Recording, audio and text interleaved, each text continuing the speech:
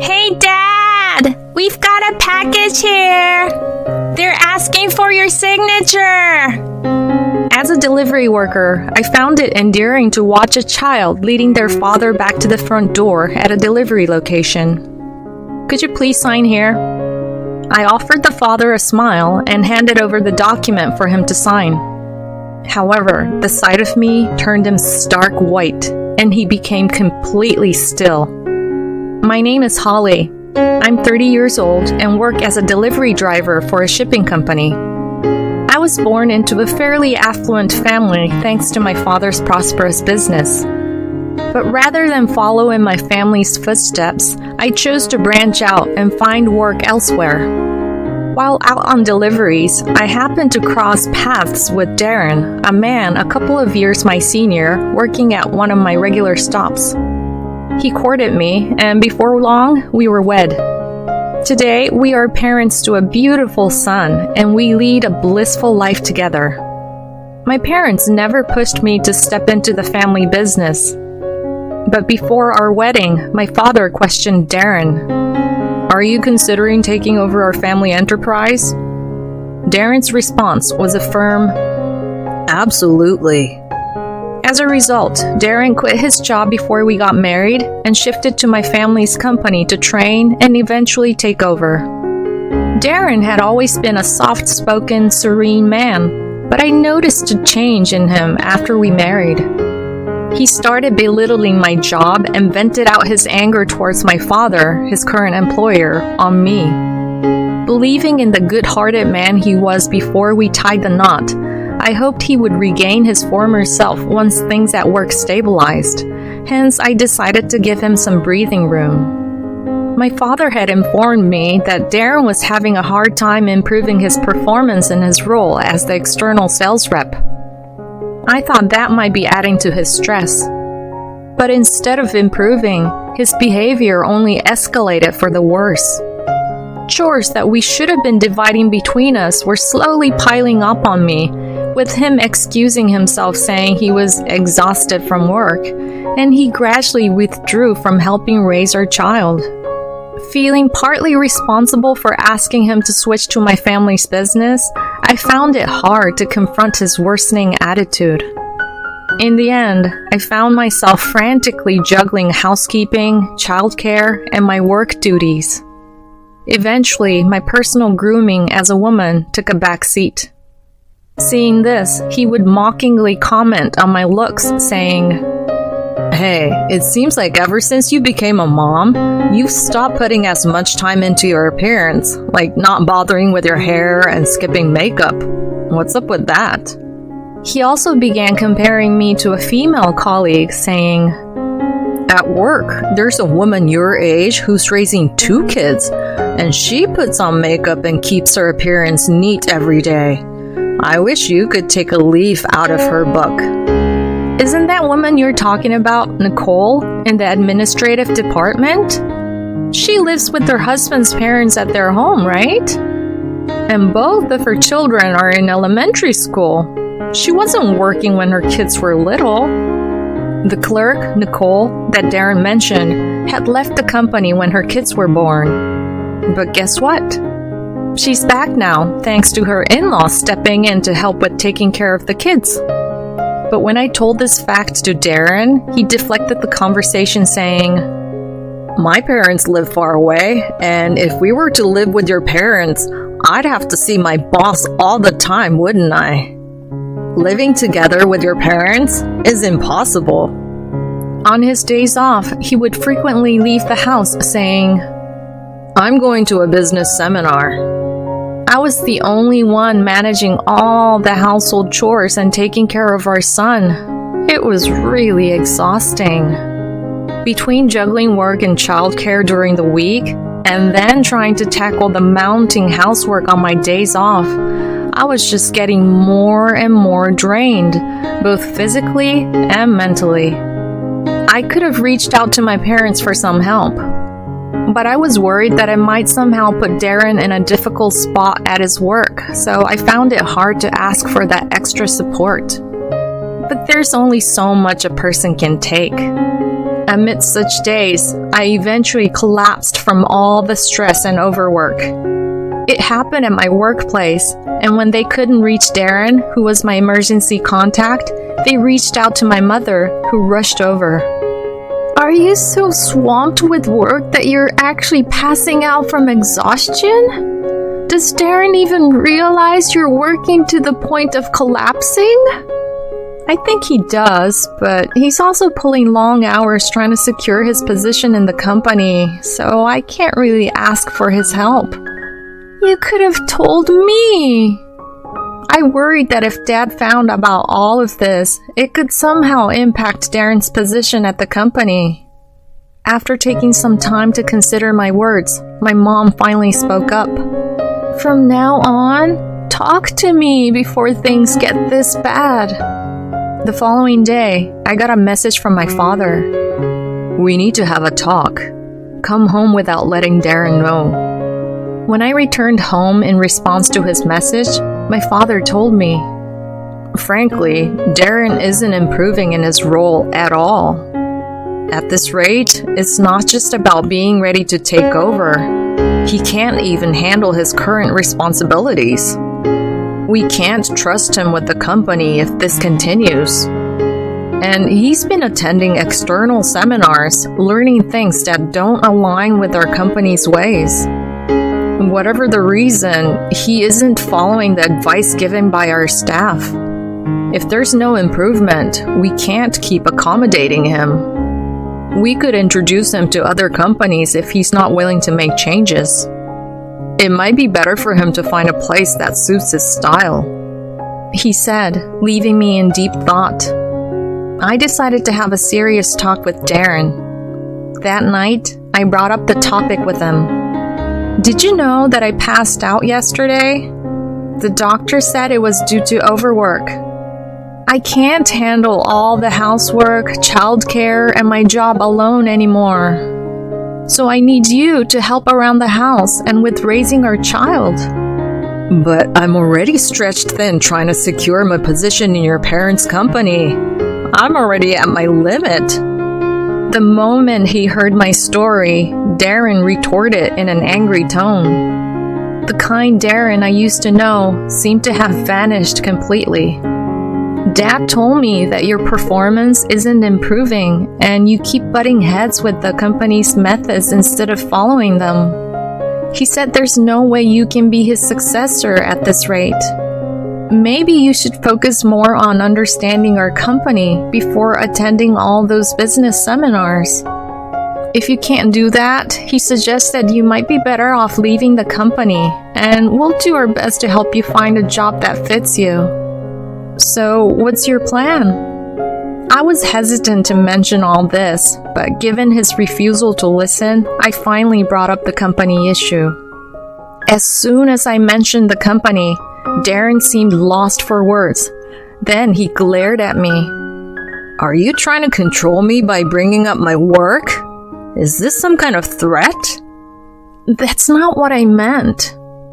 So all my efforts so far have been for nothing, haven't they? I would have been much better off staying at my previous company. But in reality, you're not improving at all, despite receiving a high salary, right? I thought he would explode at my words, but surprisingly, he became quiet. I've been trying to figure things out, but it's not going well. Starting tomorrow, I'll change my approach, pay more attention to your dad's advice, and strive to improve. I'm sorry. Even though his sudden change in attitude felt strange, all I could reply was, whether that's true or not is for my father to decide. I hope you can earn his approval. After that, Darren started to chip in a bit with the housework, and I began to leave our son with my mother, which greatly eased my burden. But one day, when I visited my parents' house to leave my son, I happened to run into Ellen, who works at my father's company. It seems she had come to pick up some documents my father had forgotten. I encountered her just a few feet away from my parents' house.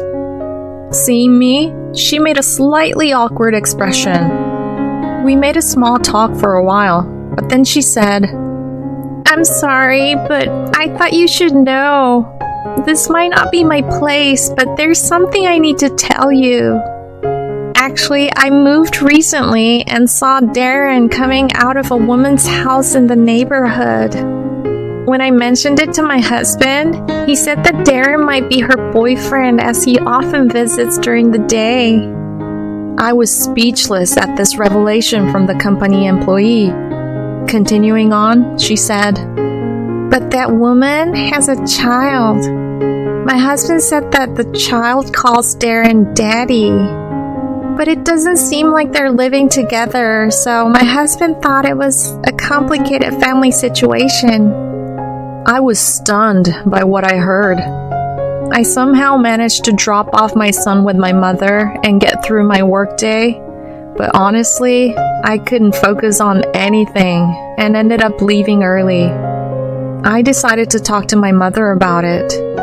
After hearing my story, my mother was furious, but she said, "It could be a misunderstanding.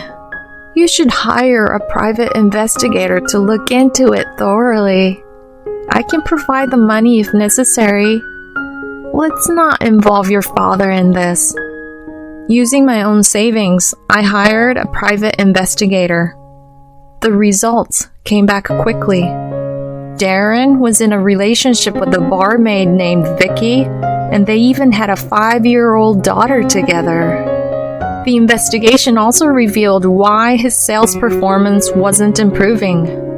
Apparently, under the guise of outside sales, he was visiting Vicky's house and spending time with his other family. Swallowing back tears, I decided to take action.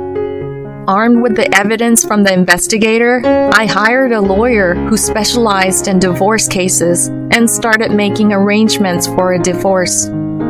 With the documents prepared by the lawyer, I decided to deliver Darren's belongings when he was visiting Vicky's house. When I rang the doorbell at her house, a little girl who was probably their daughter came out. My heart sank seeing this innocent child, but I calmly said, "I have a delivery. I need a signature. Could you please call your mom or dad?" At this, the girl shouted, "Hey Dad, we've got a package here. They're asking for your signature," and went back inside, dragging Darren out by the hand. Seeing me at the entrance, he went pale, stammering, "Why?" "Just need a signature right here," I said, flashing my most charming grin before handing over the divorce papers and his belongings. It's a misunderstanding." He tried to argue, but just then, Vicky, suspicious about his delay, poked her head out from the living room. "Oh, and this must be Vicky?" I asked Darren. "Who's this lady? Do you know her?" She made a puzzled face and asked, "Nice to meet you. I'm Holly, Darren's wife." "Excuse the uniform. I'm on the clock. I'll be claiming damages from you too, so please go through these documents," I said and handed her the documents for claiming damages. To the still petrified Darren, I said, "It's time we finalize this divorce. You need to acknowledge your daughter too. Oh, and Nicole. I'll also be claiming damages from her." I had found out from the investigator that he was also fooling around with Nicole, his company's clerk. "Nicole's married too, huh? Her husband should hear about this, and my dad will definitely hear all about it." At this point, Darren looked like he was about to faint. The one who stopped him was Vicky. "What's going on? I know you had a wife, but you have another mistress?" She shouted and began to confront Darren. The sudden argument, or maybe just the tension, set Vicky's daughter off crying. I decided to leave them to it and head home. I filled my parents in on the situation and moved me and my son's things to their place. Later, I met with my lawyer, filed for divorce from Darren, and sought alimony, child support, and damages from both Vicky and Nicole. Nicole's husband reached out to me. We agreed to share the cost of the investigation, and I handed over the evidence to him. Apparently, Darren had been spending his weekdays at Vicky's and claiming he was at business seminars on the weekends while actually spending time with Nicole. Turns out, he didn't follow the company's guidance simply because he was easily swayed by a young internet entrepreneur. And surprisingly, in the midst of this chaos, it was revealed that Vicky was also involved with another married man, which just made things even more complicated. But I chose to focus only on getting what was due to me. In the end, I was granted the alimony and child support I sought, and the divorce was finalized without any hassle. Darren seemed to have started a new life with Vicky and their daughter. My dad was ready to sack Darren, but I convinced him otherwise. Eventually, due to their misconduct at work, Darren and Nicole received pay cuts and demotions. I wanted him to stick around because I figured the others at work who knew about his affair and subsequent divorce wouldn't exactly be friendly towards him. I thought it would be better for him to suffer in a hostile workplace. I was right, and Darren, now just a regular employee with a significantly reduced income, couldn't stand the hostile environment and quit a few months later. According to Ellen, who lives near Vicky, the sound of Darren and Vicky's daily arguments can be heard all over the neighborhood. Although Darren and Vicky were living together, it was clear that their relationship was extremely sour. Then I got a message from Darren pleading for a reconciliation. "I've realized how important you are to me, Holly. Ever since then, Vicky has been blaming me for being broke, and she's raising that I should pay the damages claimed by the other man's wife. You are all I have, Holly. Help me. Let's start over." What are you talking about? To begin with, if Vicky's daughter is 5 years old, that means she was born 2 years into our marriage. There's no way I can forgive a man who's been lying to me for over 5 years. We're never getting back together again, I said bluntly and hung up the phone. I blocked his number after that.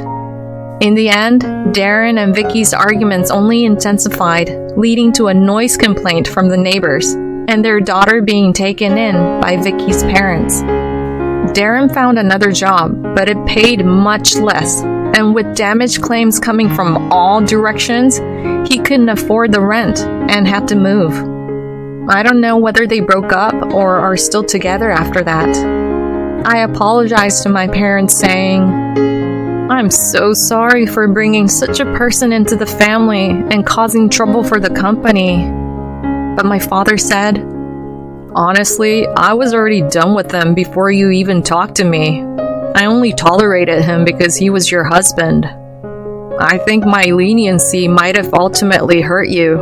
I should be the one apologizing." I thanked Ellen, who initially tipped me off about Darren's visits to Vicky's. "I was worried that I might negatively impact your marriage, so I didn't say anything. But I'm glad things have worked out in a way you can accept." After that, I started working full-time instead of part-time, and I'm living a new life with my son. Of course, the alimony and child support payments, which were supposed to be made in installments, were already behind schedule. So after discussing with my lawyer, we're considering taking Darren and Nicole to court. The whole ordeal was a tough battle, but thanks to my parents' unwavering support, things seemed to be going smoothly. The damages I claimed from Vicky were paid for by her parents, so I guess we'll contact Darren and Nicole's parents to see if they can pay for them as well. While it doesn't seem like everything will be resolved soon, I hope to tie up the loose ends quickly for the sake of my son and me. I felt guilty for taking my son's father away from him, but my parents shower my son with love, and my mom comforted me by saying, "Do you think your son would want a father like Darren? In other words, it's better not to have such a father at all. You just need to love him twice as much." Thanks to her, I was able to let go of that guilt. For the sake of my supportive parents, and most importantly for my son, I want to give my best in my future life.